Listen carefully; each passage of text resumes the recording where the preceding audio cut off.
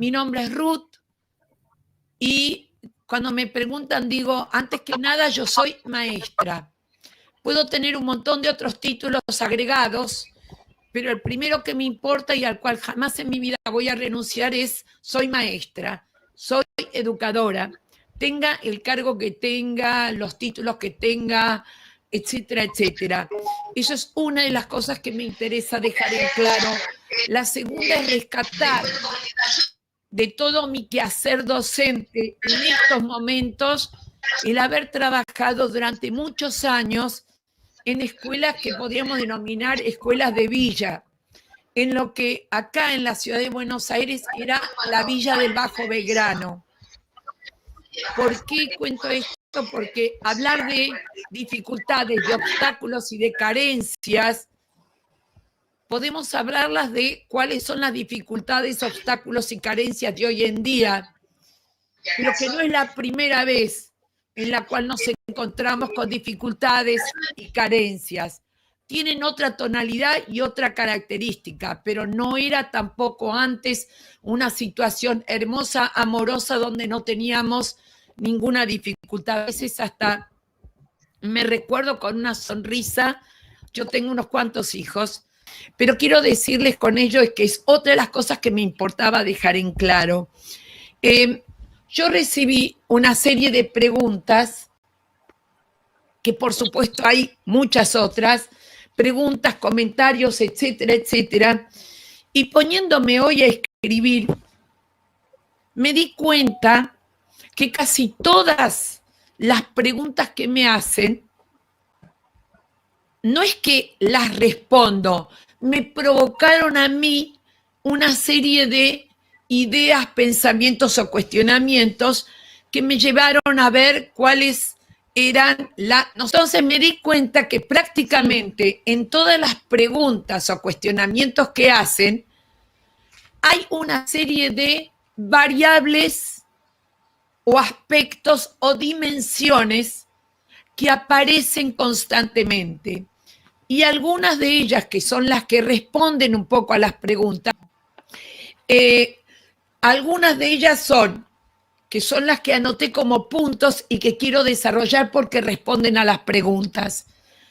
Igual, una, sujeto alumno y sujeto docente versus sujeto en y con familia. Otra, espacio escolar versus no lugar, o mejor dicho, lugar diferente. Tiempo escolar sincrónico versus tiempo familiar, tiempo asincrónico. Objetos históricamente escolares versus objetos actuales o ausencia de ellos. Propuestas de actividades versus deberes.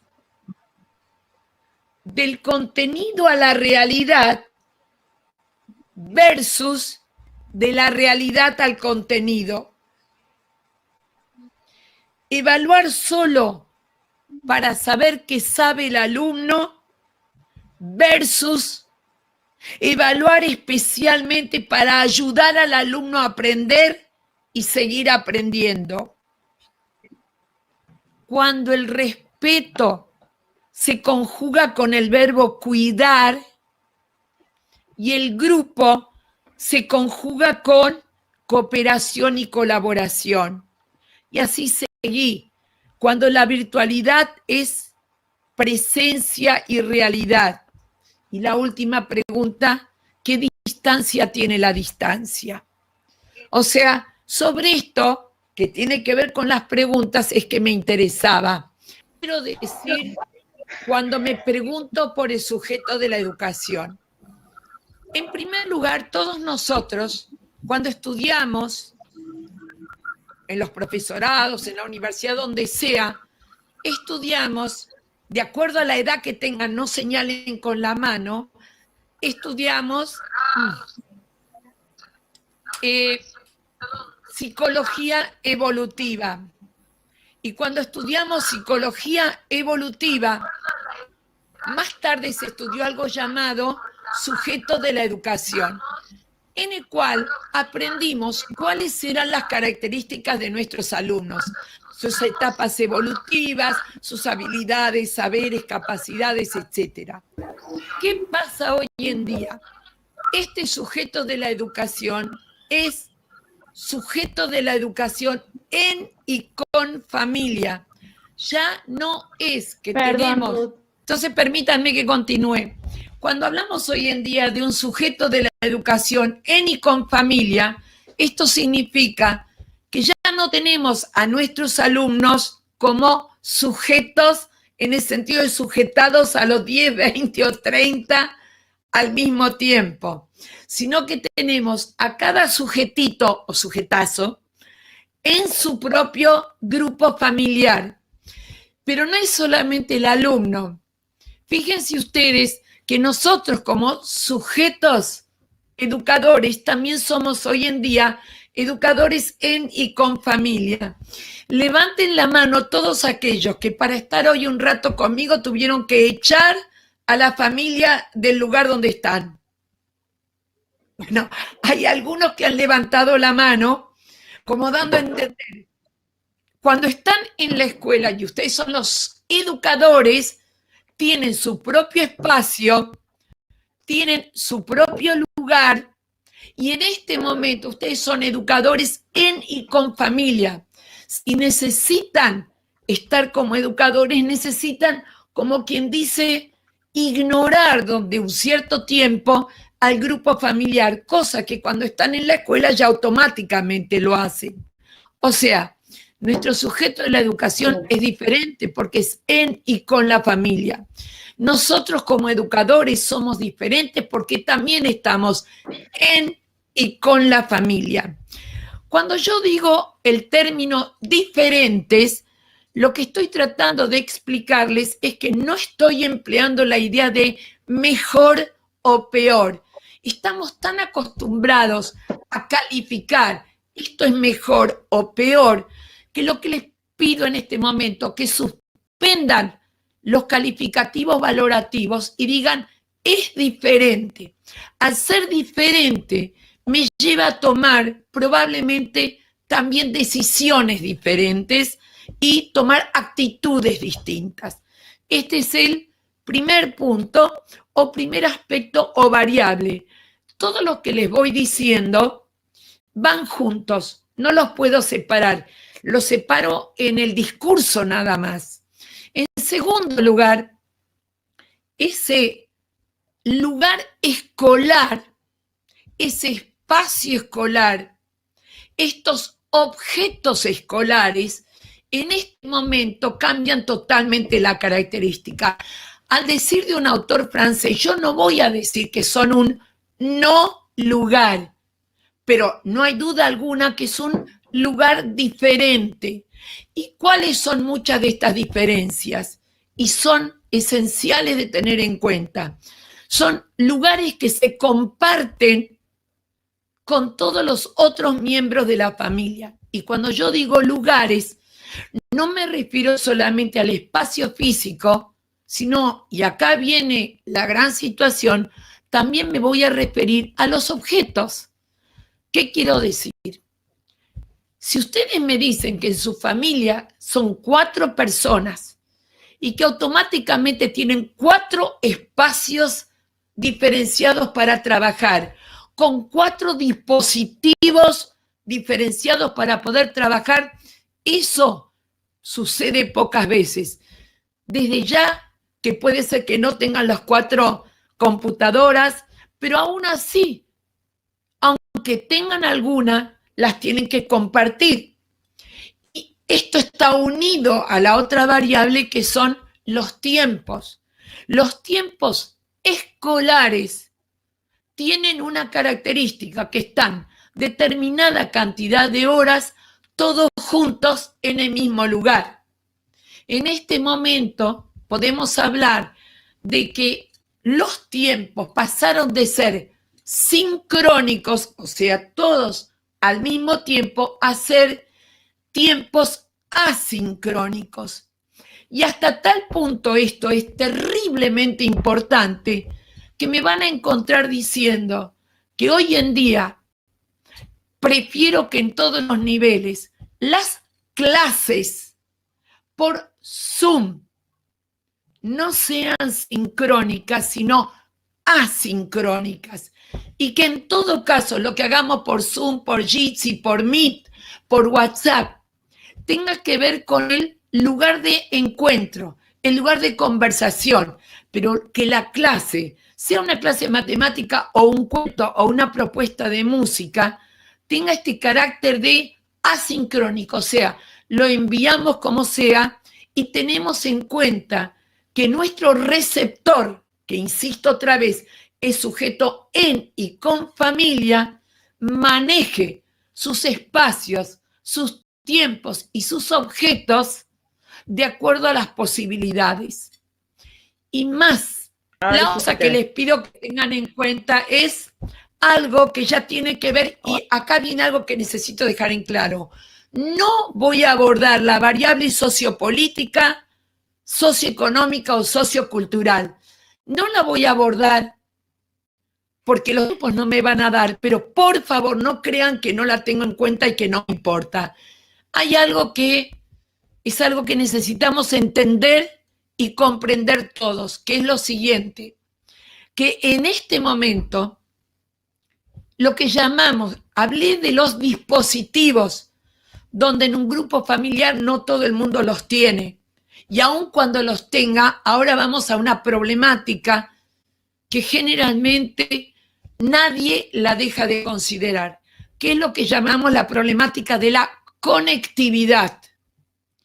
Por favor, yo hablo con todas las provincias y fuera del país también, y esto no es una situación menor. Incluso les digo que hay algunos de ustedes que se fueron a la casa de la mamá, del primo, del tío, porque en su casa no tenían en este momento buena conexión. Traten de pensar en todo el país. Y hablando con colegas de Salta, que me plantearon esto, nosotros no tenemos Wi-Fi.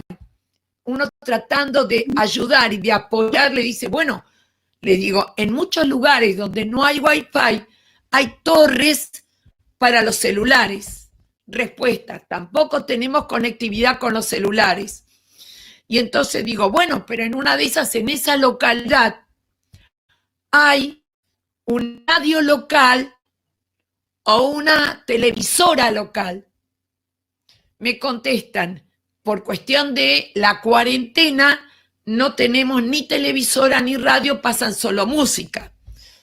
Inmediatamente me dicen, lo que hacemos es preparar los bolsos con materiales para que las familias vengan a buscarlo.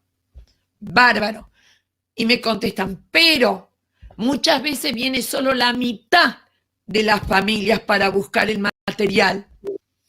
¿Viste? Cuando a uno se le acaban ya las ideas como para poder aportar o ayudar, y me dice, lo que hacemos es que venga la policía. Yo me sonrío ahora, porque cuando a mí me dicen que venga la policía, vengo de la generación en la cual cuesta trabajo ver que venga la policía como algo positivo, pero evidentemente estamos en otras circunstancias y en otros momentos. Entonces dice, viene la policía, busca los bolsos, los va a entregar a la familia. Dije, bárbaro. ¿Qué sucede entonces? Que muchos de los lugares donde van no está la familia, porque se ha mudado, porque están en otro lugar. Y entonces yo digo, pero se me acabaron las ideas. Y entonces viene un concepto. Recuerden que esto no es una conferencia, así que voy mezclando cosas con las preguntas. De todo el mundo, lo que quiero decir es esto. Síganme, me siguen, miren que yo los veo, ¿eh? Por favor, todo el mundo ponga la cabeza para abajo. La cabeza a la izquierda. La cabeza a la derecha.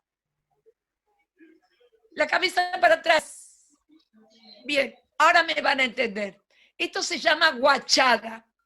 Porque si ustedes me miran a mí, por favor, yo en este momento, y no soy un extraterrestre, tengo la cabeza arriba, abajo, a la derecha y a la izquierda.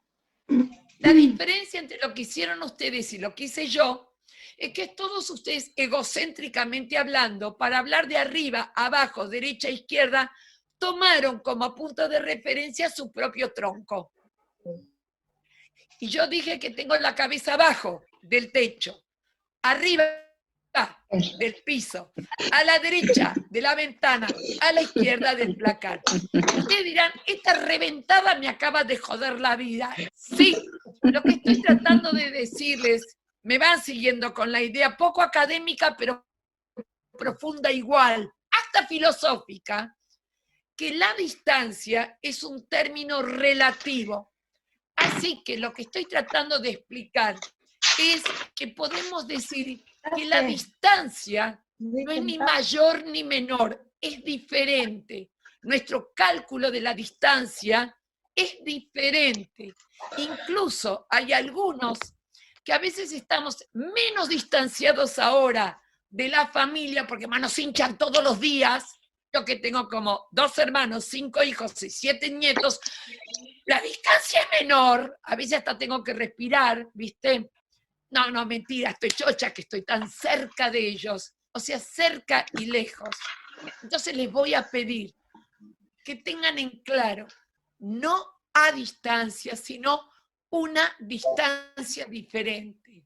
Y es tan importante tener en cuenta porque evitamos emitir tantos juicios de valor y se nos abre la cabeza diciendo, si las distancias son diferentes, las propuestas pueden ser diferentes también. No mejores, no peores, diferentes. ¿Nos entendimos, Laura? Vos decime que sí, haceme así o así. Bien. La otra de las cosas que me importa dejar en claro, además de eso, es lo que les hablaba antes de los tiempos sincrónicos de nuestros alumnos. Y cuando nosotros cumplimos horarios, y acá viene algo importante, fíjense que la asincronía del tiempo va unida con espacio y va unida con grupo familiar. Porque nosotros también tenemos que organizar los tiempos. En este momento ya hay más o menos 50 personas que tuvieron que organizar sus tiempos, porque además tenían programados de 3 a 4, ahora no sé cuándo terminamos, volvemos, qué sé yo. Por lo tanto, no es ni mayor, ni menor, ni mejor, ni peor, sino diferente. La otra de las cosas que me interesaba era dejar en claro que la parte de los dispositivos y de la conectividad también es una variable que escapa a nuestras manos. Cuando tenemos a los chicos en clase, no tenemos problemas de conectividad, porque a menos que tengamos un pobre pibe sordo que se olvidó el aparato, nos escuchen, les guste o no les guste, les guste o no les guste, y nos ven, les guste o no les guste. Pero lo digo en broma, pero necesito que me entiendan que estas son variables que inciden. La otra de las cosas, y esto va a nuevo, quiero que entren algunas ideas, entren en mi discurso, no en ustedes, entra todo, que es la siguiente. Nos preocupamos, trabajemos en jardín primaria, secundaria o superior, por lo que podríamos llamar propuestas de actividades. Ahora yo le voy a preguntar a algunos de ustedes que recuerden su infancia. ¿Recuerdan cuando a ustedes les mandaban a hacer deberes? Díganme que si hay alguien que lo recuerde. Deberes. Les pido que miren conmigo lo que digo. Deberes. Nos mandaban a hacer deberes. Deberes viene de deber. Lo que se debe, que no tomaba en cuenta ni lo que se puede ni lo que se quiere. Y acá viene la pregunta que les tiro. ¿Cuántas de las propuestas de actividades que estamos haciendo son propuestas de actividades o deberes, sin tener en cuenta si se puede o se quiere? No estoy hablando con nadie en especial, sino que son preocupaciones que tengo. Entonces, me puse a pensar, ¿cómo puedo con las propuestas de actividades ir por arriba de los deberes, salir de la imposición a la posibilidad? Y una de las cosas más interesantes es que estamos demasiado enganchados con que cuando tuvimos a nuestros alumnos y les hacíamos propuestas de actividades, le estábamos haciendo una propuesta de actividad para 20, 30 chicos que pertenecían a la misma edad, a las mismas habilidades, etc. Lo que yo estoy pensando hoy en día y proponiendo a ustedes como para que abramos la cabeza, ¿qué pasa si incrementamos las propuestas de actividad que comprometan, interesen e involucren a ese sujeto en y con familia? O sea, en la escuela puedo pensar para sala de 3, para tercer grado o para tercer año. La pregunta es, ¿y no puedo en este momento quizás pensar diferente? No mejor, no peor, diferente. ¿Qué quiere decir? Vamos a tener que empezar a darnos cuenta que en la casa, en este momento, puede haber propuestas donde pase algo interesante, que es que la propuesta que yo hago comprometa a todos, pero, ¡oh! ¡Viva Vygotsky! Donde cada uno se involucre. ¿Recuerdan a Vygotsky? No pensaron que iba a servir para esto. Donde a cada uno lo involucre desde qué? Desde su zona de desarrollo próximo.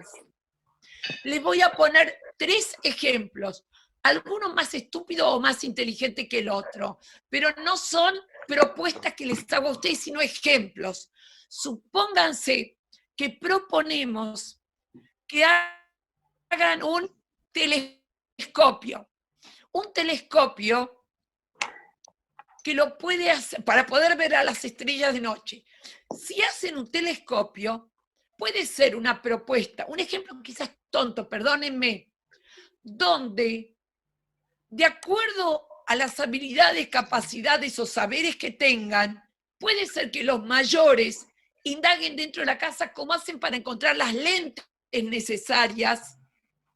Otros pueden armar el tubo.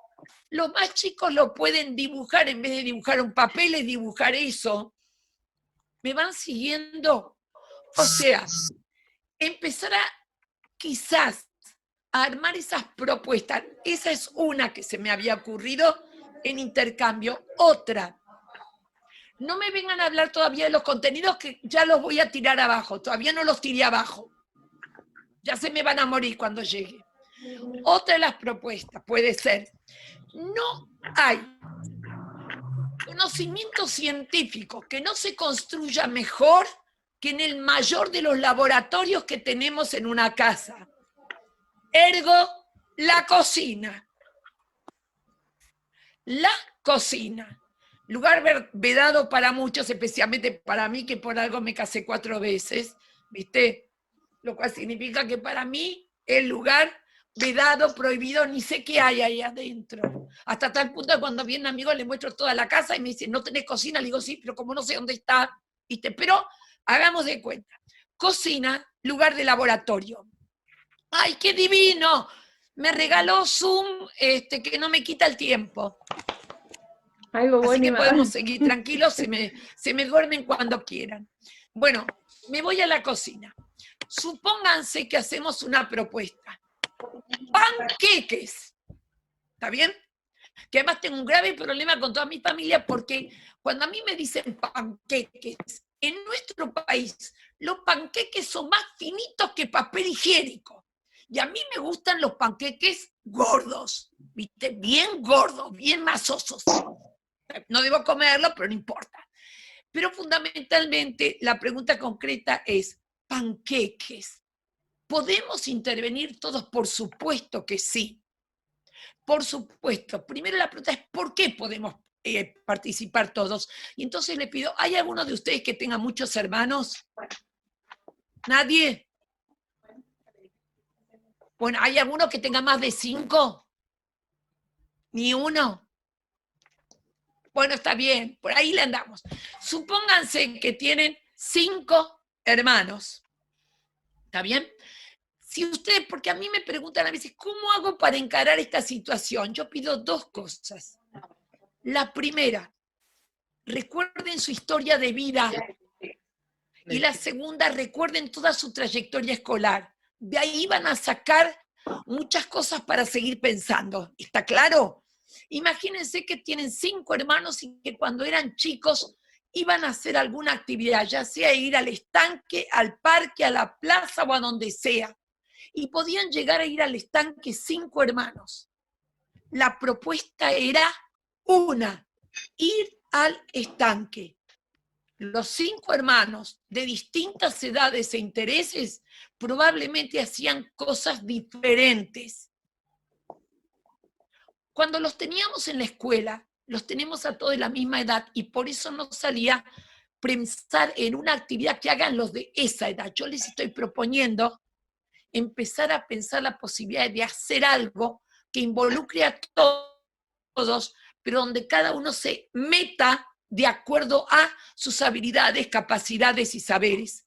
Entonces puede ser, yo no dejaría que un chico de 4 años de vuelta el panqueque en la sartén, pero sí un chico de 4 años puede ayudar con los huevos, con etcétera, etcétera, a batir. Y la pregunta es, ya sé que me van a decir, ¿y eso por qué miércoles me sirve? Porque yo voy a tener que empezar a detectar en esa actividad cuáles son los contenidos, mejor dicho, los saberes de los cuales ese chico se está apropiando, está adquiriendo o está poniendo en juego. Otra propuesta en el aire y ustedes sigan pensándolo juntos. Otra propuesta puede llegar a ser, que me sucedió, por eso lo estoy tomando, entre todos mis nietos, uno de mis hijos tiene 4 nietos, y esos 4 nietos encontraron una caja llena de fotos. Lo que aviso que los nietos estos van desde los 17 a los 5 años. Obviamente encontraron la caja de fotos que atrapó a los 6 de la familia. Ni que les cuento, cada uno de los de distintas edades, con esas fotos hizo cosas distintas. Uno empezó a ver qué había de semejante y de diferente. Otro empezó a ver qué características hasta culturales había. Ni que les cuento cuando encontraron fotos mías de hippie. ¿Está claro? Entonces me mira, me llama inmediatamente, ¿vos eras hippie? Le digo, sí, mi amor, pertenezco a los 60 y 70, pero ahora ya no te vestís así. No, mi amor, si voy a cumplir 75, ya a esta altura del partido quedaría ridículo. Pero ellos hicieron con esas fotos que encontraron y que atrapó a toda la familia, algo que los que están en primaria, jardín o secundaria, saben que es uno de los aspectos que siempre tratamos de trabajar con los chicos. El nunca suficiente amada y ponderada línea del tiempo. O sea, elaborar una línea de tiempo. ¿Estás de acuerdo conmigo, Valeria? No importa la edad de tus alumnos, Genial, Ruth. pero que la línea de Genial. tiempo es algo, se entiende que tratamos de trabajar. Y no es que le dijo a los chicos, chicos, vamos a trabajar la línea del tiempo, a ver qué fotos se encuentran. El camino fue al revés. Primero estaba la actividad y nuestro trabajo consiste en ver qué relación está de destrezas y saberes que queremos que pongan en juego, recuerden o adquieran. Todos los verbos tienen la misma potencia y el mismo valor, porque aprender a actuar en nuestra realidad no es solamente qué aprendo, sino cómo aprendo a usar lo que ya aprendí. Perdón el juego de palabras, ¿me están siguiendo? La idea, por lo menos. O sea que cuando yo contesto, una colega nuestra de Salta dice, pero justamente la semana pasada me pasó, estoy hablando del norte, bien al norte de Salta, uno de los chicos comentó que habían encontrado fotos, pero lo más interesante es que habían encontrado fotos de hace mucho tiempo, y se habían dado cuenta que tenían antecedentes de pueblos originarios. Entonces se desarrolló en toda la familia a ver a qué tribu pertenecían esos bisabuelos o tatarabuelos que venían de los pueblos originarios. O sea que estoy cambiándoles un poco quizás el panorama. Es decir, yo no quiero reemplazar bajo ningún punto de vista, por eso dije, no traslado la escuela a la casa. Aprovecho de otro modo lo que está pasando en la casa y veo de qué manera le puedo sacar el jugo. Y la pregunta es, ¿quién me ayudó a mí a pensar esto? No fue solamente Vygotsky, sino que también hubo otro otro pedagogo. El otro pedagogo era un señor llamado Paulo Freire. Porque ahí me aparece la idea de ¿y qué pasa con los contenidos? Porque la obsesión de todo docente de jardín, primaria, secundaria, de todas las columnas de la planificación, son esencialmente dos. Primero, la de las actividades, que creo que ayudé a mirarla desde otro lugar, nada más. Y luego de eso, además de las actividades, otro que les preocupa es los contenidos. Bien, ante el tema de los contenidos, no se me asusten, especialmente porque tengo en este momento colegas míos de ministerio que están escuchando, pues se los dice alguien que sí trabajó con los contenidos básicos comunes, así que sé lo que estoy diciendo. Así que la primera cosa que les voy a decir, y no me pongan cara de asombro, es los contenidos no existen. No existen los contenidos. Cara de horror que les estoy viendo a unos cuantos. ¿Qué quiere decir? ¿Que alguien vio alguna vez un contenido caminando al lado de ustedes? Lo primero que tienen que entender, que los contenidos son una construcción didáctico-escolar para hacer referencia a los saberes, actitudes, procedimientos, como quieran llamarles, que consideramos que los chicos deben adquirir para poder entender y actuar sobre la realidad.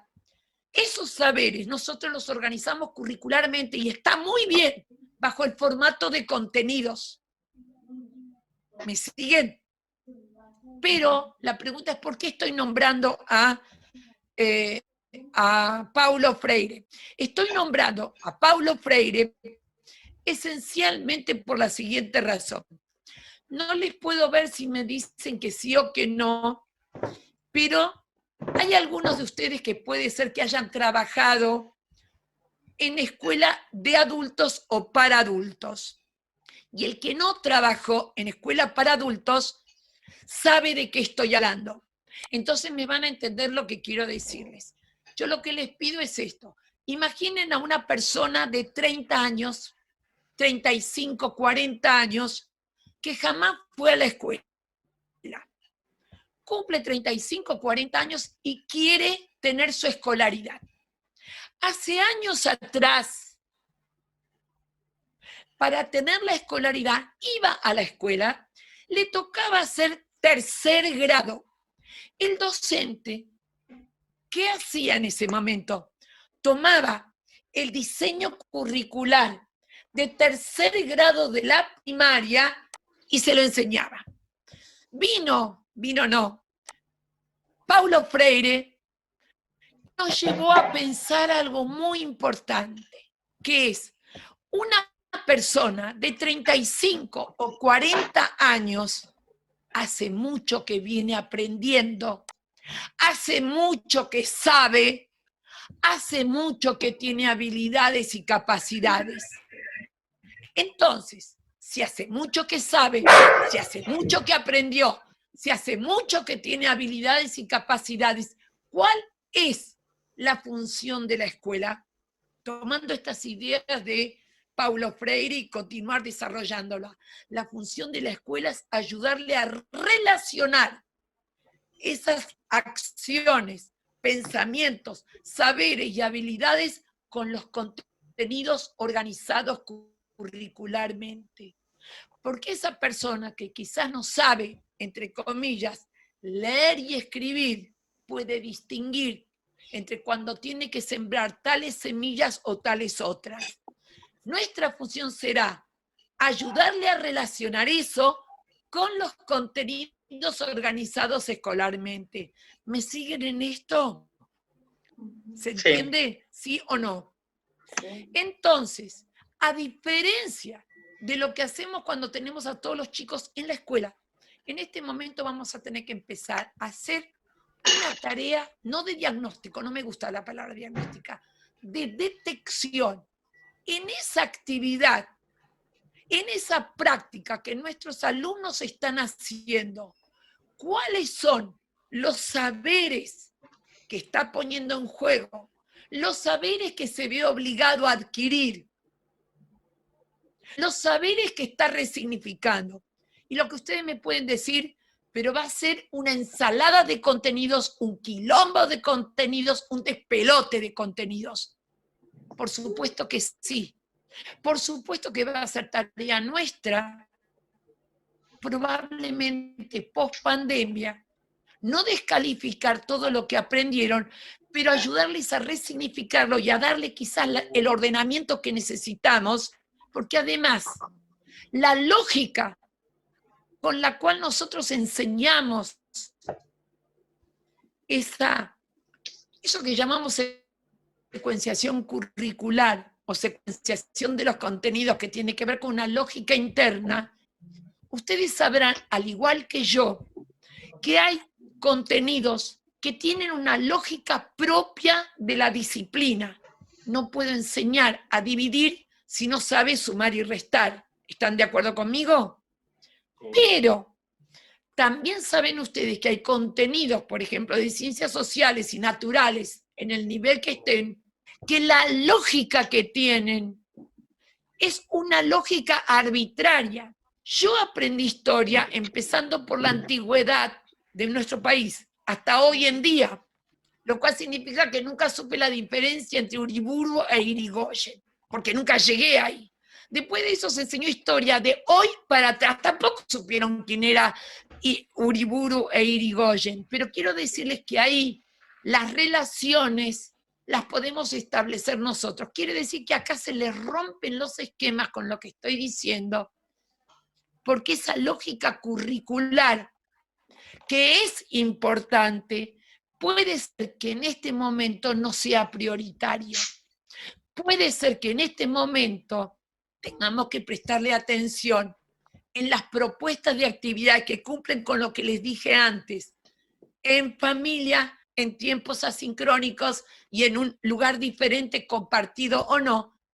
Aprovechemos mucho más las propuestas que pueden involucrar a toda la familia y desde ese lugar ir viendo cuáles son los saberes, vuelvo a repetir, saberes que están adquiriendo porque los necesitan para resolver la situación, o saberes que tenían y que se dan cuenta que están poniendo en juego. Porque aprender también es constantemente reaprender, desaprender, recordar y olvidar. O sea, nos olvidamos a veces de todo ello. Siguiendo con el tema, ¿se entiende hasta acá un poquitito? Sí. Recuerden que no necesitan estar de acuerdo conmigo, que realmente pueden no estarlos en absoluto, porque hasta eso lleva a seguir pensando. Por otro lado, entonces, la otra punta era el tema de los contenidos, volver a redefinir y entender que lo que yo quiero es que los chicos, vuelvo a insistir, adquieran saberes, resignifiquen saberes, y saberes que no tienen que ver solamente con conceptos, sino estamos hablando de saberes, habilidades, destrezas. Y acá viene algo muy importante. Así como miramos de las columnas, voy a llegar a la última si me da el tiempo. Así como miramos esa columna que dice actividades y les estoy pidiendo que enriquezcan con propuestas que involucren a todo el grupo familiar, Así como les dije que los contenidos tienen que ver con aquellos saberes en los cuales ya están comprometidos. Agrego un par de cosas más. Característica esencial de las propuestas. Dije que no eran deberes, tengo que tener en cuenta qué es lo que pueden y qué es lo que quieren. ¿Cuál es la actividad donde más le comprometo en lo que quieren? Son aquellas actividades que podríamos denominar propuestas lúdicas. Y fíjense ustedes que podría llegar a decir juego, pero si digo juego van a decir, solo para inicial. Como ya me conozco esas propuestas, esas protestas, entonces hablo hoy en día de propuestas lúdicas. ¿Por qué digo propuestas lúdicas? Porque llámenla o no juegos, tienen el principal ingrediente de toda propuesta lúdica. ¿Y saben cuál es el principal ingrediente? El desafío. O sea, todos nuestros alumnos van a sentirse más incentivados y más motivados con algo que implica desafío. Piensen en ustedes jugando con los jueguitos del celular o de lo que sea. Cuando una actividad del celular o algo que hicieron no tiene desafío, aparece lo que comúnmente denominamos aburrimiento. Entonces no queremos ni que sea aburrido, ni que sea impuesto, ni que sea un deber. Entonces lo mejor que podemos hacer es pensar en propuestas que tengan desafío. ¡Ojo! Que esto no lo digo para esta época solamente, lo vengo diciendo hace mucho. Porque cuando hablamos de todo lo que tiene que ver con los videojuegos, la pregunta clave es, ¿por qué pueden estar tantas horas con el videojuego? Porque implica desafío. O sea, yo no estoy diciendo que hagamos videojuegos, no se asusten, aunque son muy buenos algunos. Pero sí tomar esto que tiene que ver con el videojuego. Y llego a esto. Nos enganchamos en ¿y qué actividades les hago hacer? Nos enganchamos en ¿y qué contenidos abordo? Pero hubo o hay otra columna, que es la que tendríamos que mirar con mayor fortaleza, con mayor potencia hoy que nunca. ¿Saben cuál es? La columna que se llama, y les doy todos los nombres, objetivos, propósitos, expectativas de logro, habilidades, capacidades, competencias. Les pongo los nombres que quieran porque de acuerdo a la región o a la institución los llaman de una manera u otra. O sea, dicho en gordo, ¿qué tipo de hombre, de persona y de sociedad nos proponemos formar? Yo creo que esa es la columna que más deberíamos mirar, y no siempre de mi planificación. Puedo mirar expectativas de logro, tipo de hombre, etcétera, a nivel de diseño curricular, de ley de educación, de declaración de los derechos del hombre. O sea, ¿qué es lo que queremos enseñar o que aprendan o que adquieran o que pongan en juego? Y fíjense ustedes que yo me quedo con 2 o 3 cosas. Una de ellas tiene que ver, queremos formar o ayudar a la formación, no me voy a meter con la palabra formar, déjenme que la diga, individuos pensantes. ¿Qué quiere decir individuos pensantes? Individuos, personas que tengan capacidad de análisis crítico, espíritu crítico, capacidad para reflexionar, para analizar, para comparar, todos los verbos que ustedes quieran que tienen que ver con esto de poder pensar. Algunos me dirán, pero claro, pues yo tengo los nenes chiquititos, discúlpenme, pero se empieza a pensar desde mucho antes. ¿Por qué? Porque recuerda ese mi amigo Adón Piaget, que dijo algo que hay que pensarlo bien. Cuando habla de las operaciones de pensamiento, dice bien claro, las operaciones no son otra cosa que las acciones interiorizadas. O sea que los que tienen nenes chiquititos, sepan que en sus acciones no es solamente un hacer por hacer, sino que esas acciones ya llevan en brote todas las estructuras cognitivas que queremos ayudar a desarrollar. ¿Me dejan ponerles otro ejemplo? ¿Puedo? Sí. Otro ejemplo, yo la semana que viene le tengo que dar un Zoom en la escuela donde van 4 de mis nietos, que es la escuela en la cual yo fui docente y donde fueron mis hijos. Entonces cuando, por supuesto que acepté encantada, pero mis hijos dijeron todos, por favor no nombres a los chicos. O sea, a mis nietos, no tengo que nombrarlos. Por suerte no hay problema porque, como les dije, que me casé un montón de veces y tenía hijos con todos los que me casé. Entonces, por lo menos y por suerte, mi apellido no es el de mis nietos, ¿está claro? Así que voy a tratar de no poner ejemplos, pero como ustedes no son de la misma escuela, lo puedo poner. Resulta que entre todos mis nietos tengo uno, el más chiquitito. Por eso les pedí, muchas cosas las vamos a entender mejor cuando tomamos ejemplos que tienen que ver con nuestra vida personal y escolar, ¿está claro? Pero ¿qué se requiere? Un docente que sepa leer esas situaciones desde otro lugar. El más chiquito de mis nietos, no digo el nombre por si acaso, pero tiene ahora 3 años. Desde que tenía 1 año, yo aviso, si ustedes miran y pueden ver atrás mío, esa caja que se ve allá está llena de juguetes. Está claro, porque cuando vienen los nietos tienen los juguetes, aparte de tener el placar lleno de juguetes, ¿no? Y bueno, por algo, el nivel en el cual más trabajé de jovencita, cuando uno tiene mucho más ganas, era en el inicial. Pero este nieto mío, desde que tiene 1 año, por más que tiene la casa llena de juguetes, siempre llega a casa y lo primero que hace es buscar el elemento más contundente, irrompible que puede encontrar, ignorando cuántos juguetes. Por ejemplo, suponete esto que es bien rompible. Una vez que lo tiene en la mano, no sé si me escuchan el tono, elige y selecciona de todas las superficies que encuentra dentro de la casa, donde tengo sillones, sillas, piso, no.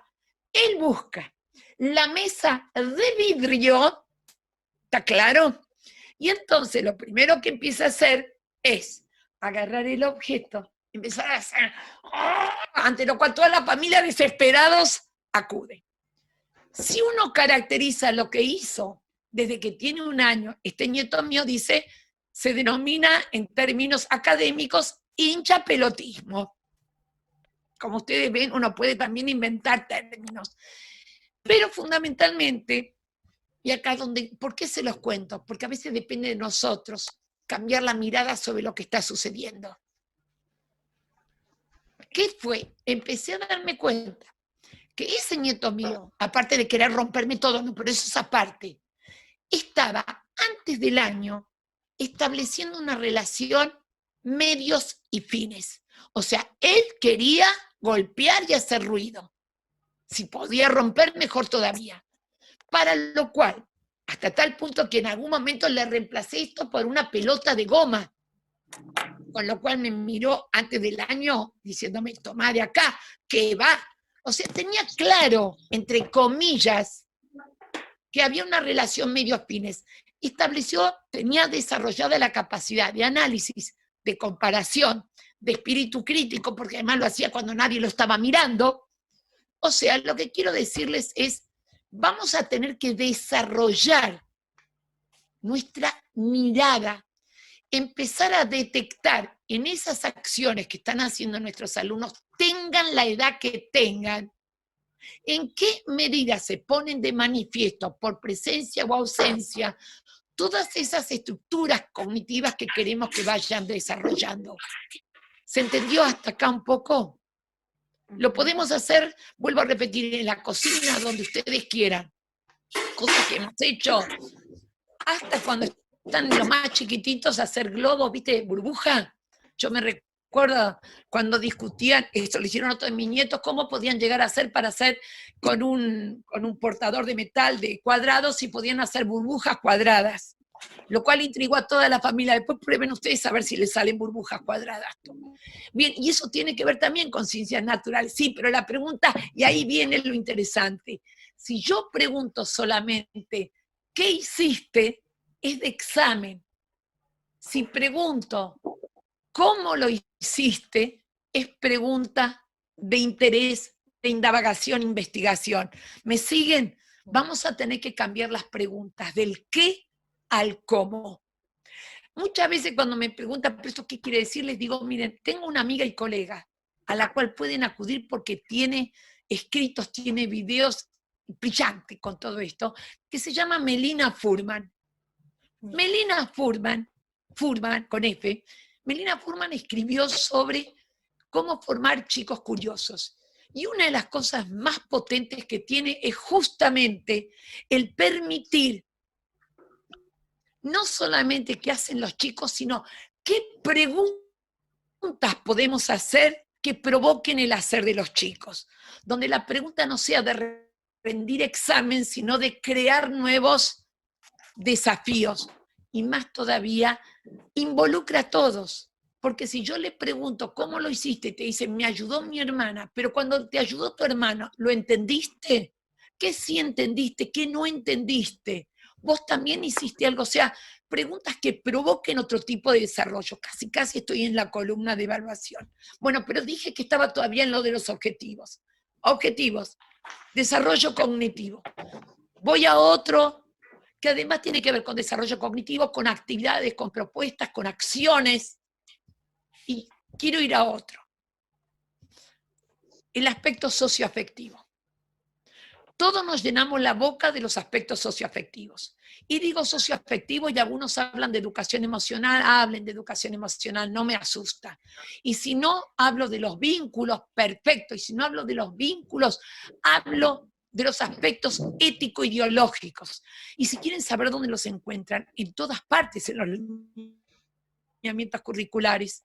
Y también lo encuentran en todos los planteos que tienen que ver con la ESI, porque uno cree que la ESI solamente habla de un determinado aspecto, habla de mucho más de lo que ustedes creen, de todo lo que tiene que ver con los derechos. Entonces la pregunta es, bueno, en esto de un desarrollo ético ideológico, ¿en qué me importa quedarme? En algo que nadie puede dejar de lado, que es lo que llamamos la formación en valores, que además no es solamente enseñar valores, sino algo muy importante, un sistema de valores. Los valores no existen como algo absoluto, sino en relación con. No son absolutos. Los que son absolutos son a veces lo que a veces llamamos valores, digámosle, que vienen desde las religiones que no se discuten, son indiscutibles. Pero, ¿por qué hoy en día me sale fuertemente este aspecto ético, ideológico, los valores, los vínculos? Hay una cosa solamente que pongo como un ejemplo. Ustedes ya saben que hoy nadie puede salir a la calle sin tapabocas o barbijo. ¿Está bien? Esto prácticamente en todas partes, incluso a nivel mundial. Si yo le pregunto a boca de jarro a cualquiera, ¿por qué te pones barbijo? ¿O por qué usás barbijo? En la cabeza de la mayoría de la gente es, yo uso barbijo para no enfermarme. Otra vez vemos la mitad nada más. Yo me pongo barbijo no solo para cuidarme a mí, sino que la primera palabra que aparece es, yo me pongo barbijo para cuidar al otro. Me aparece el otro como construcción de ciudadanía, como establecimiento ético ideológico. Pero sin embargo, el discurso que muchos tienen, me tengo que poner barbijo para no enfermarme. No, me pongo barbijo para cuidarme a mí y para cuidar al otro. Y ahí entro a jugar con algo que también tiene que ver con lo ético ideológico, con los valores, con los vínculos. Yo hoy en día uso, y hace años ya, digo, no me siento identificada en una gran cantidad de veces con la palabra respeto. La pregunta es, no se asombren. Fíjense ustedes que si recuerdan de chicos, respeto venía unida con respeto a los mayores, respeto a las autoridades, respeto a los adultos, lo cual llevaba implícita una relación de asimetría. Y esto, aunque les parezca mentira, era tan así que nos vimos obligados a agregarle un calificativo, que es hablar de respeto mutuo. porque con respeto acudíamos más que nada a una relación de asimetría. Entonces yo hace años que digo, usemos mucho más la idea de cuidado. Me importa mucho más. Ahora estoy haciendo eco, perdón. Me importa mucho más educar a nosotros y a otros para vivir en una sociedad del cuidado, donde lo que más importa es que cuidemos a otros y que nos cuiden a nosotros. La idea de cuidado es una de las más potentes temas de valores a todo lo que tiene que ver con lo ético ideológico y contribuye a lo que podríamos denominar construcción de la ciudadanía. ¿Por qué? Porque ciudadanía no es solamente ir a votar, sino que ciudadanía tiene que ver también con un sistema de valores en los cuales nos construimos, como los estoy volviendo locos. Otra vez decime si así o abajo. Rodrigo, No, arriba perfecto, o abajo. Ruth, Gracias. perfecto. ¿Me van aguantando Seguimos todavía? nomás. Bien. Igual pronto les prometo que los dejo. Totalmente. Entonces, con esto de la ciudadanía, miren que estamos entre el 1 de mayo y el 25 de mayo, que a veces los tenemos acá atragantados. Entonces necesito seguir haciéndoles 2 comentarios. 1 de mayo. ¿Qué pasó o qué me pasó con el 1 de mayo? Que más está unido a la idea de ciudadanía, pero a otra idea. Construcción de una comunidad de profesionales, comunidad de prácticas, comunidad de aprendizaje, como quieran llamarla. Yo, además de tener no sé cuántos en Facebook, coordino un grupo que empezó otra colega que me puso como administradora, después rajó y me dejó sola. En este momento, ese grupo tiene exactamente 50.000 personas. Tiene un nombre, se llama Educación Inicial Argentina. Al día de hoy no es ni solo educación, ni tampoco solo inicial, y menos solo Argentina. Está claro, me dijeron que le cambie el nombre, yo dije, no, es como cambiarme yo el nombre. Pero una de las cosas interesantes es que ahí de verdad se ve una comunidad. Y llego con esto. Vino el 1 de mayo. La semana anterior alguien preguntó, ¿qué hago con el 1 de mayo? Yo en general leo las respuestas como para que se mantenga un tono de divergencia, pero no de ataque.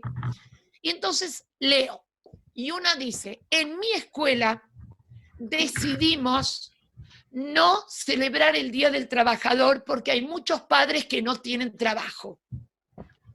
Otra dice, nosotros decidimos que íbamos a hablar en el Día del Trabajador de toda la gente que se quedó sin trabajo. Otro dice, nosotros en este Día del Trabajador decidimos hablar de los trabajadores de la educación, de la salud y de la seguridad. O sea, que lo que tiene de interesante es, no si estamos de acuerdo o no con todo, sino que construía desde distintos lugares una idea.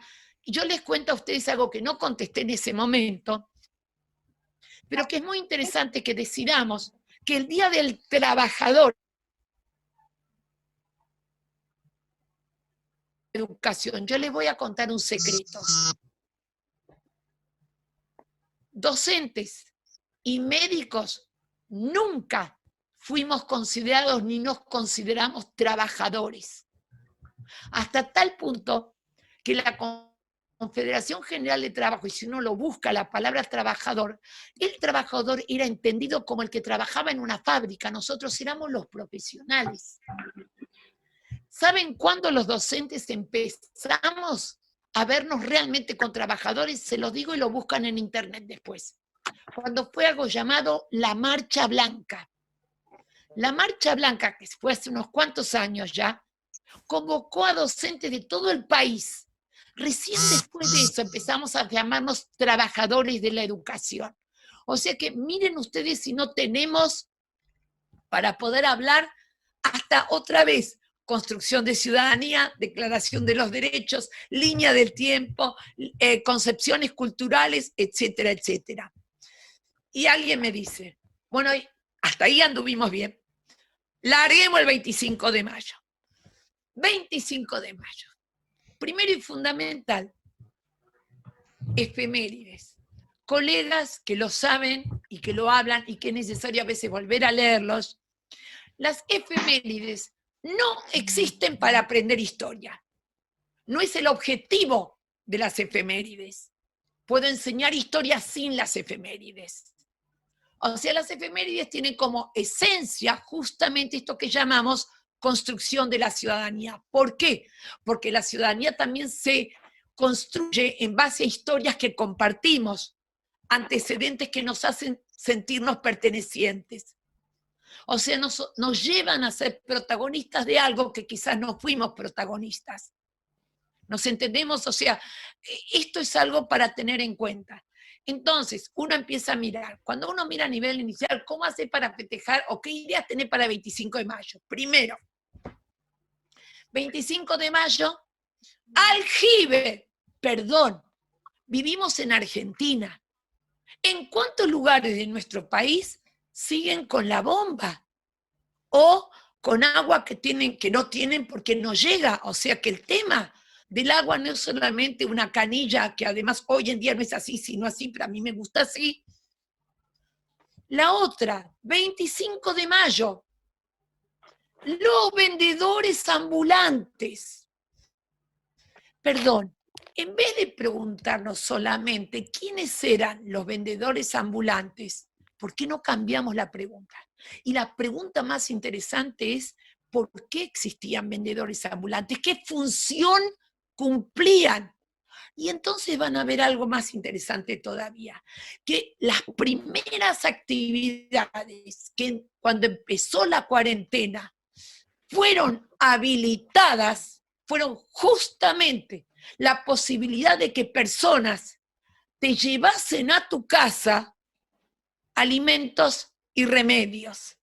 O sea, que los vendedores ambulantes no es solamente porque no existía un supermercado, sino que lo que les estoy pidiendo es que no solamente miren lo anecdótico, sino que la pregunta más interesante es ¿por qué existían los vendedores ambulantes? Y hoy en día, ¿por qué existe? Y ni siquiera estoy hablando del delivery, estoy hablando de las primeras decisiones que se tomaron, de la necesidad, otra vez junto, en una sociedad donde yo cuido y a mí me cuidan, necesito que me traigan los alimentos y los remedios. No sé si se entiende lo que estoy tratando de decirles. O sea, lo que les estoy pidiendo es dense el permiso de abrir la cabeza, de abrir la mente y mirar lo mismo desde otra perspectiva, desde otro lugar. A veces que la gente me dice, pero ¿y si cometo un error? Palabra a eliminar urgentemente. No cometo errores. En todo caso, no me salió bien y lo vuelvo a probar. Cuando alguien me dice, pero ¿por qué no? Porque la palabra error es una palabra eminentemente escolar.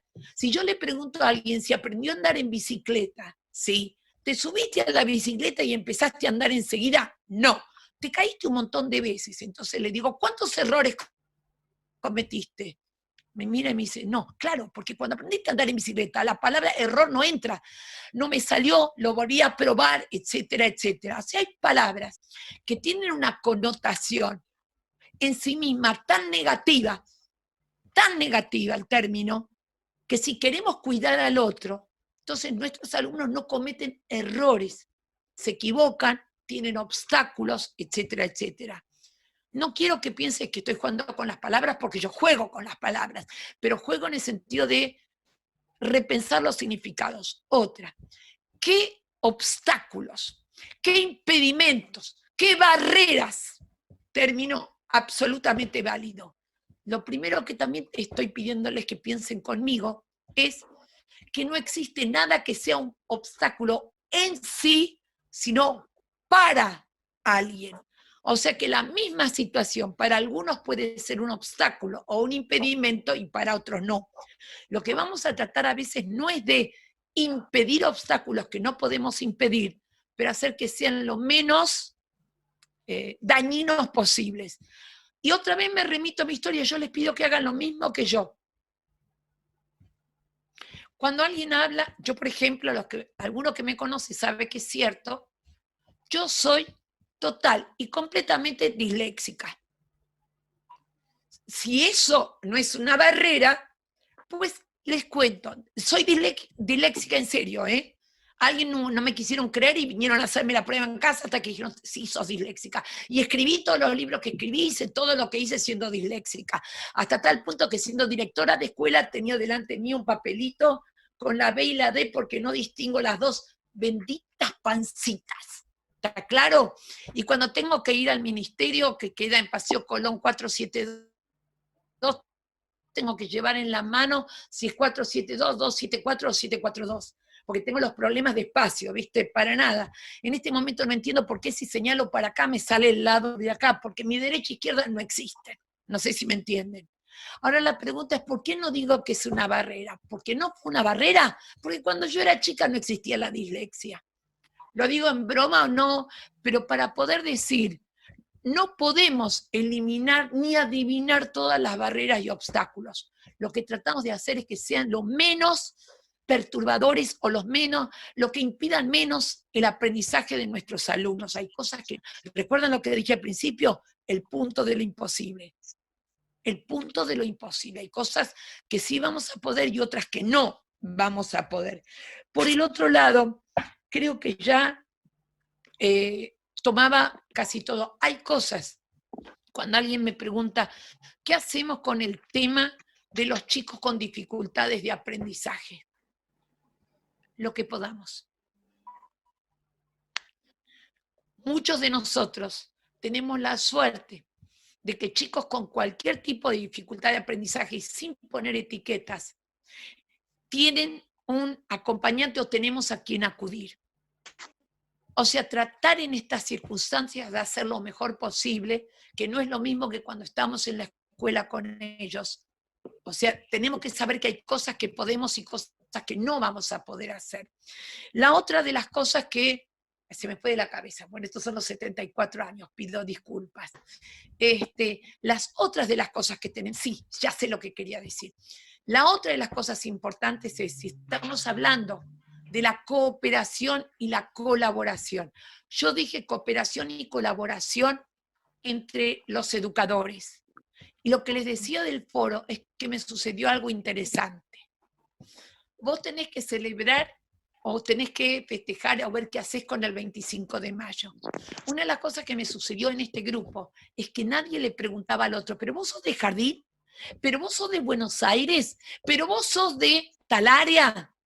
O sea, somos educadores y trabajar en una verdadera cooperación y colaboración requiere esencialmente admitir que no todos sabemos lo mismo, que no todos hacemos lo mismo y que justamente de la diferencia y de la diversidad de áreas, de niveles, etcétera, etcétera, de lugares o de regiones, me enriquece mucho más si solamente me reúno con el que sabe lo mismo, con el que está en el mismo grupo. Es casi a veces como hablar con el espejo. O sea que también esto puede darnos la oportunidad de saber que el otro, siendo un otro, con otras ideas, con otras posturas, con otros saberes, me enriquece a veces mucho más que aquel que es mi espejo. Cosa que está bien porque a veces uno siente la necesidad de que le confirmen lo que está haciendo.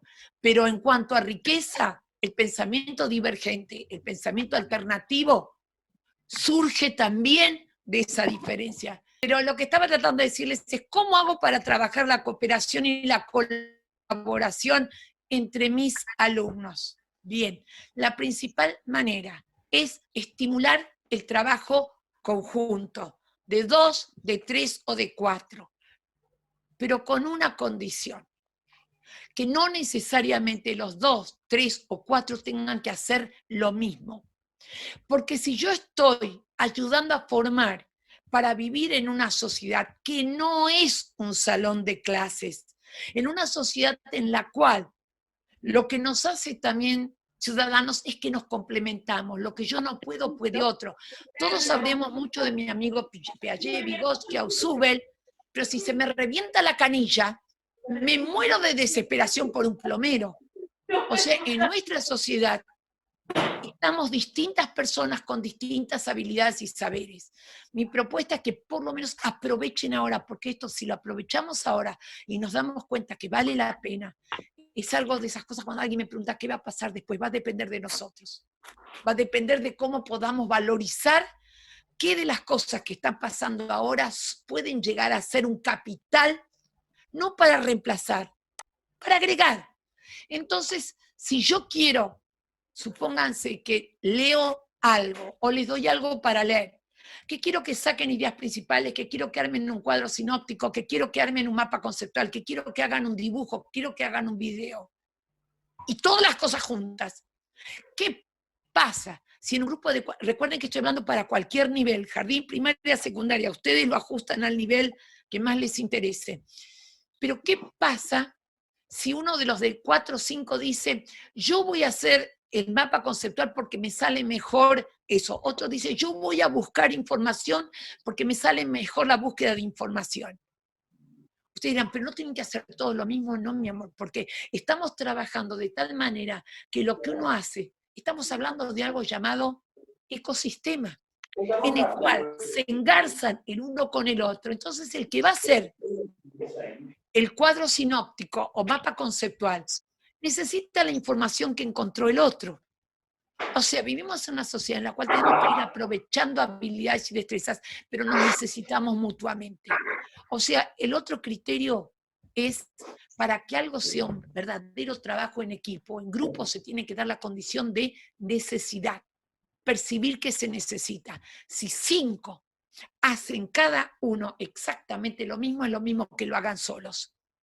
No sé si me comprenden, es cambiar un poco esa mirada de tal manera que puedan elegir entre ellos, yo me ocupo de esto, vos ocupate de esto, porque se van a tener que encontrar aunque sea a nivel de, por medio de la computadora o del celular o de algún modo.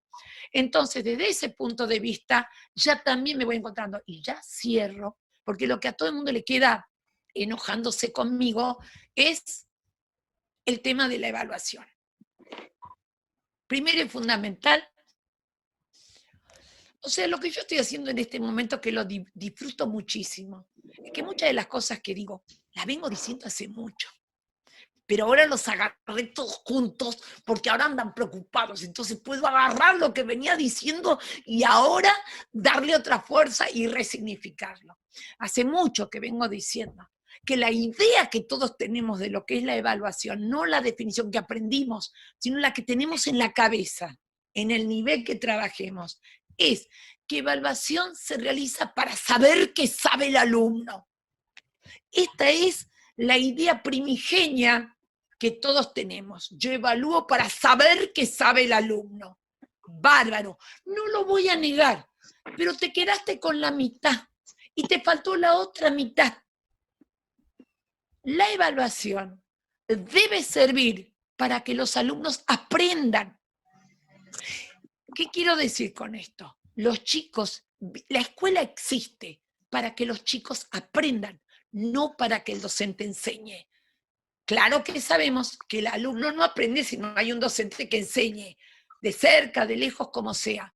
Pero lo que quiero decirles es que en esta oportunidad pongan más el acento en cómo hago para que ese proceso evaluativo sirva para que el otro aprenda. Y entonces vamos a apropiarnos de una idea que siempre fue importante, pero que ahora es esencial, que es el feedback, la retroalimentación, la devolución, donde puedas estar trabajando con los chicos y cómo te salió, y qué fue lo que te resultó más interesante. Y si hubieses tomado, y si yo te cuento tal cosa, ¿vos estarías de acuerdo? O sea, fíjense que yo quiero que ese chico registre lo que aprendió, que a veces es lo que aprendió porque se equivocó o lo que aprendió porque sabe bien. O sea, el aprendizaje implica resignificar, reaprender y a veces desaprender. ¿Se entiende? Un poco, les estoy mezclando. Dije que no era conferencia, que era una mezcla de tutti de las cosas que hay veces en las cuales me preocupan y que intento compartir con ustedes. Estas son un poco algunas de las ideas. Tengo muchas más, pero si no me van a matar. Y por lo tanto les decía, me molesta también el tema de la virtualidad. Fíjense ustedes cómo tener, sí, virtualidad, porque parece, si ustedes miran en el diccionario, virtual es lo no real. Y la pregunta es, perdón, pero esto es real. Entonces, no es solamente jugar con las palabras, sino resignificar las palabras. Del mismo modo, fíjense cuántas palabras fui tomando para darles otra mirada y otro significado, pero no por jugar con las palabras, porque me quiero dar el permiso. Me quiero dar el permiso de abrir mi cabeza y de mirar de un modo que hasta ahora no miraba quizás. Mirar exactamente lo mismo desde otro lugar. Y desde ese punto de vista, miramos cuántas cosas que fui escribiendo. Ya las voy a... eso es el último texto que estoy escribiendo. Cuando lo que decimos no son verdades. Pero no importa, ya les va a llegar. Entonces, fundamentalmente, la otra de las cosas a tener en cuenta es nosotros somos los educadores. Y ahora la otra cosa. Dije que nos tenemos que cuidar. Y la pregunta que hoy lo puse en una carta de un director a su supervisor, ¿tá? O de un director a su inspector, o de un inspector a su director de área, se nos dice que tenemos que cuidar a los chicos. ¿Y quién nos cuida a nosotros? Necesitamos que nos cuiden también. Nosotros tenemos espacios compartidos, familias compartidas, tiempos compartidos, y yo estoy a favor de los formatos que se tienen que tener dentro de una institución para construir vocabularios o idiomas compartidos. Pero también estoy de acuerdo a que probablemente todos los formatos que en otro momento eran esenciales, hoy se tienen que flexibilizar. ¿Por qué? Porque no quiero, personalmente, que un docente tenga que invertir más, o un directivo tenga que invertir más tiempo en hacer un informe con un formato determinado al tiempo que está invirtiendo para pensar, para inventar, para conectarse de otro modo con los chicos. La pregunta es, ¿estoy en contra de los formatos? No. Creo que en este momento hay que ver qué se prioriza. ¿Y por qué no estoy en contra de los formatos? Porque son la única manera de construir ese idioma compartido, esa historia compartida. Y fíjense ustedes que uno usa el término informe. Informe viene de forma. Si yo te digo, no me preocupa si no haces un informe, pero sí me preocupa que no hagas una narración, una relatoría, llámala como quieras. ¿Por qué? Porque lo que está pasando en este momento es demasiado rico y potente, con sus aciertos y sus equivocaciones, para que se olvide, para que el día de mañana que volvamos a la escuela esto quede en la historia no contada. Tiene que ser contada. Si queremos que algo se modifique, tenemos que poder relatar, tenemos que poder contar. Yo propuse hacer tal cosa y la mitad ni lo leyó. No entendieron, no importa lo que me salió bien, lo que me salió mal. Porque de esa relatoría, de esa narración, es de lo que podemos ir viendo cuánto y qué conservamos y nos van a llevar a modificar. Cuando me hablan de modificar paradigmas, no son marcos teóricos, son reflexiones sobre prácticas. No sé si se entiende, el marco teórico no es algo en el aire, está haciendo referencia a acciones concretas. Todo el tiempo estudiaron más que nada en el profesorado, primero el marco teórico, después fueron a la realidad a ver cómo se aplicaba. Pues entonces hagamos al revés. ¿Qué creen que estoy haciendo yo? Yo ni sé si lo que yo estoy haciendo se llama teoría. Lo que no les quepa la menor duda es que de todo lo que me dicen, de todo lo que me llega, de todo lo que veo, la voy pensando y comparto con ustedes esos pensamientos. Si después eso será marco teórico, no sé, qué sé yo. Pero por lo pronto ir viendo. Entonces, probablemente formatos rígidos no, pero relatoría, narración, como ustedes quieran llamarlo, sí. Y si no me creen, existen hoy en día un montón de programas donde uno puede hablar y el celular te lo escribe hasta con signos de puntuación. El otro día yo hablaba de uno que yo uso, pero hay otro, el Word creo que hoy tiene para... No hablo del WhatsApp, que existen algunos programas, entonces cuéntenle al celular o a la computadora y déjenlo en un principio como un relato, como un cuento, y después veremos el formato que le dan. Del mismo modo que hoy en día, si yo tomo la planificación como un rendir cuentas, no. Si lo tomo como un pensamiento organizador, vale la pena. Sabiendo que en una de esas el 80% de lo que pensé no lo pude hacer porque las circunstancias no lo permitieron. O sea, no estoy hablando de no hacer las cosas, sino tomar en claro algo que siempre existió. Estamos en lo que se llama la incertidumbre. La incertidumbre que no significa no sé qué pelota va a suceder, sino que la incertidumbre que significa la impredictibilidad. Nunca estuvimos en la predictibilidad completa, solamente que ahora lo percibimos de otro modo. Antes quizás en otro momento planificábamos y decíamos, y bueno, hoy el grupo no estaba para eso. Hoy en día sabemos que hay más variables que esas. ¿Se entiende cuando hablé al principio de las variables que intervienen?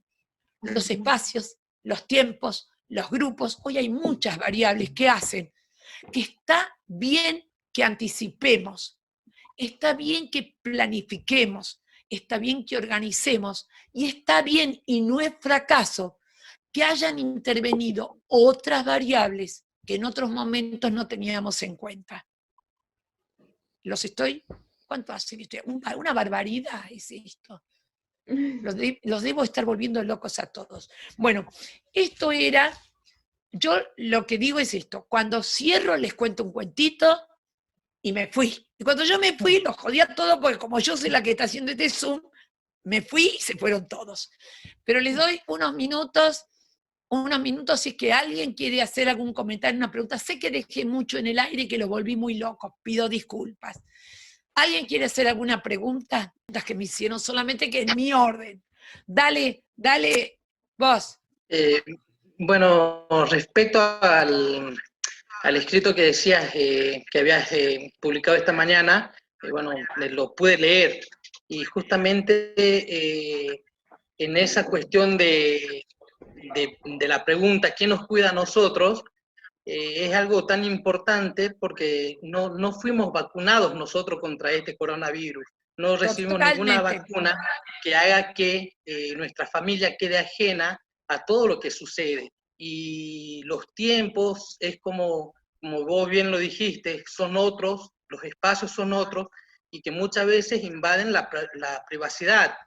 En este momento, ¿sabés la cantidad de chicos que veo cruzándose? Sí. Y entonces, más o menos diciéndole, ahí, yo necesito la compu, ahora es mi tiempo. Claro, todas esas cuestiones a las que por ahí nos enfrentamos con estas situaciones, la falta de acceso a la conectividad, la falta de acceso a las tecnologías, la falta de acceso al conocimiento para el uso de las tecnologías y todas las situaciones que se puedan dar, no afecta únicamente a la familia de nuestros alumnos, sino también a nosotros como docentes. Y te agrego algo a esto. Por ahí... En todos los congresos que voy, cuando abordaba el tema qué significa educar en el siglo XXI, esto ya años atrás, me recuerdo que una de las cosas que decía, los saberes que tiene que tener un educador en el siglo XXI, estoy hablándote de 4 y 5 años atrás, yo decía dominio de tecnología. Entonces cuando todo el mundo me decía dominio de tecnología, estudiamos las TIC, bárbaro. Entonces yo le preguntaba, bien, ¿quién de ustedes sabe lo que es el Zoom? Respuesta de todos, salón de usos múltiples. O sea, que lo que quiero decir es, yo estoy de acuerdo con todo lo que aprendimos en las TIC. La pregunta concreta es cuánto aprendimos a usar el Zoom, a usar Jitsi, Meet, lo que quieran. Bueno, ahora, cuando alguien me pregunta qué cosas van a pasar después, va a depender de nosotros. Y va a depender de nosotros cuando veamos que esto no se puede perder. Va a ser el uso diferente, pero no se puede perder. El poder estar con algún grupo de chicos o con la familia en algún momento y conversar. Por eso cuando yo digo, no den clases virtuales, pero tengan vínculos virtuales, se entiende de tal manera que puedan charlar. Y la última, la anteúltima, me olvidé de mi amigo Piaget. Cuando alguien me dice, te sigo a vos porque me hiciste recordar, don Juancito le decía, cada vez que yo quería ir a estudiar con él a Ginebra, me casaba. Te juro, hasta el pasaje tenía y me apareció un marido, carancho. Bueno, la cuestión es que después, no. Pero una de las cosas que me dijeron como término importante era cómo hacemos con...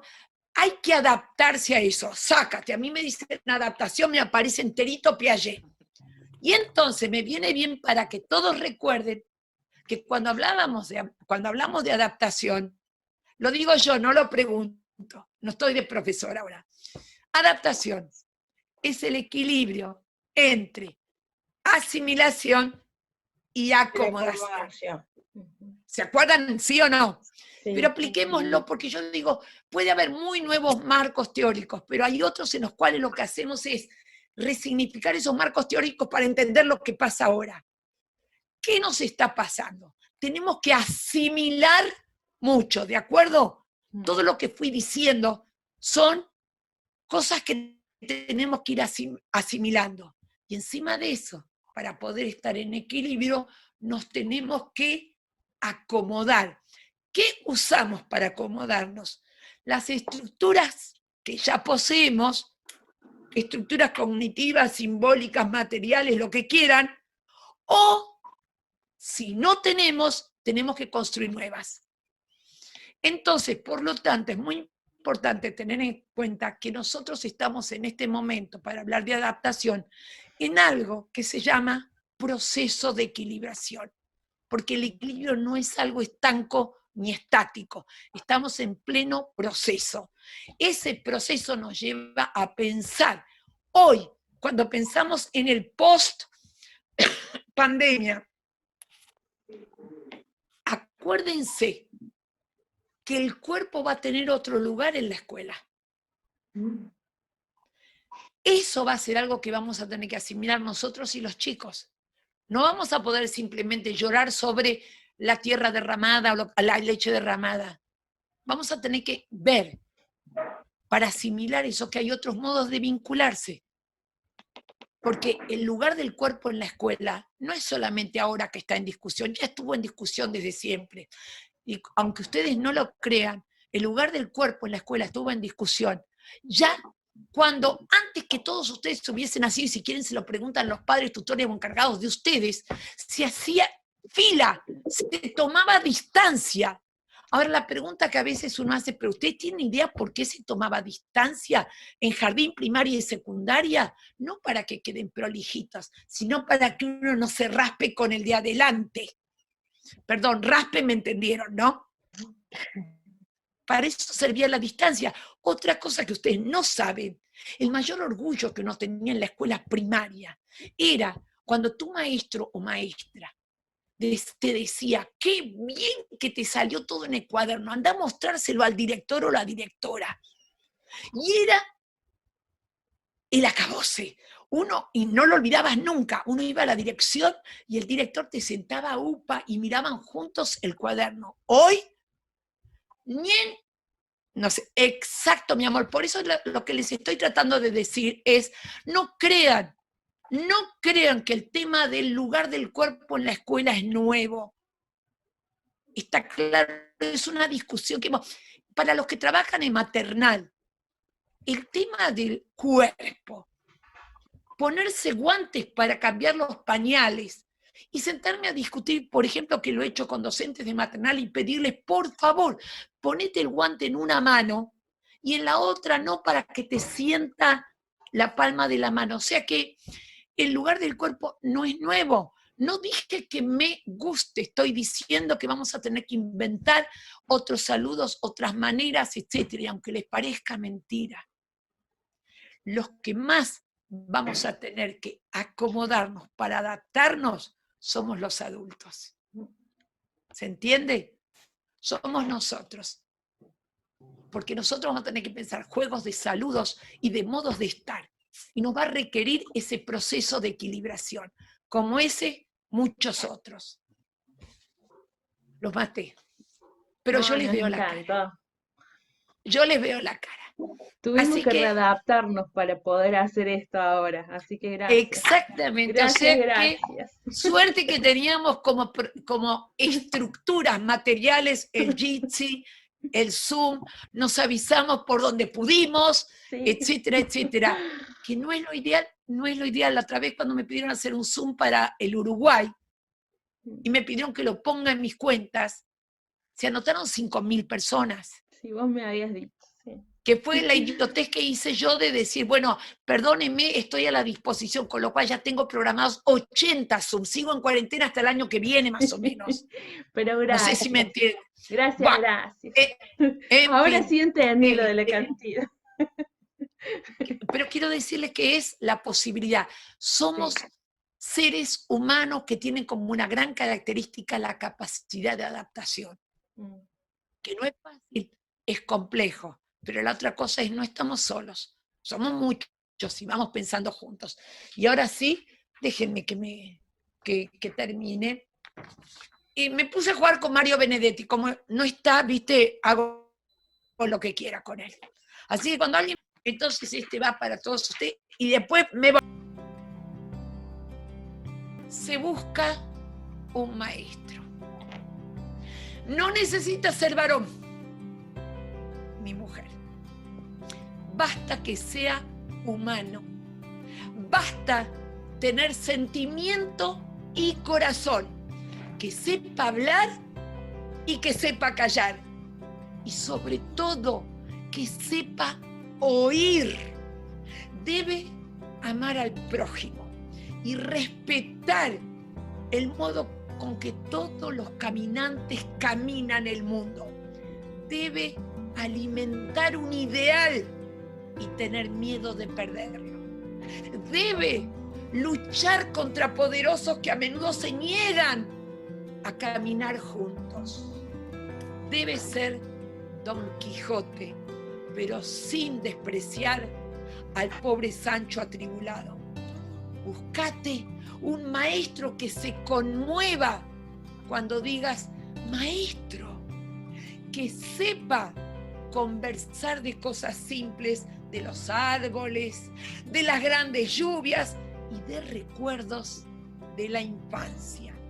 Se necesita un maestro para que la gente no enloquezca, para compartir con él las ansias y los sueños, la fantasía y la realidad.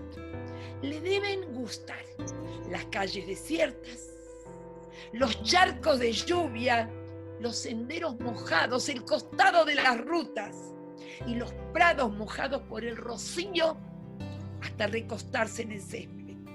Se necesita un maestro que nos diga constantemente que vale la pena vivir, no porque la vida sea siempre hermosa, sino porque la gente puede poseer el mayor tesoro, que es el conocimiento.